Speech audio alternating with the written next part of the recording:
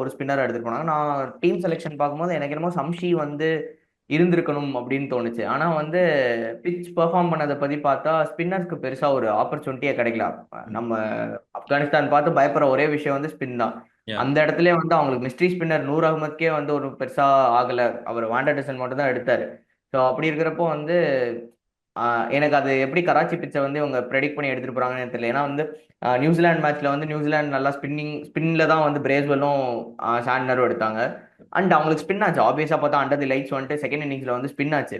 But ம். வந்து இன்னைக்கு மேட்ச்ல வந்துட்டு எனக்கு ஃபர்ஸ்ட் இன்னிங்ஸ்ல பெருசா ஸ்பின் ஆன மாதிரியே தெரியல. செகண்ட் இன்னிங்ஸ்ல வந்துட்டு ஓகே மேபி மகாராஜ் வந்துட்டு ரொம்ப அவங்க ரெஸ்ட்ரிக்ட் ஆயிட்டாங்கன்றனால மகாராஜ் இதுல வந்து பெருசா அவங்க அடிக்கல அப்படின்னு தான் தோணுச்சு. ம். மற்றபடி திடீர்னு பார்த்தா இந்த மேட்ச்ல வந்து அந்த ஸ்பின் வந்து பெருசா ஐ மீன் சாண்ட்னருக்கு பெருசா ஸ்பின் ஆகாது. பட் சாண்ட்னருக்கே வந்து 1 or 2 ஆட் பால்ஸ் திரும்பிச்சு.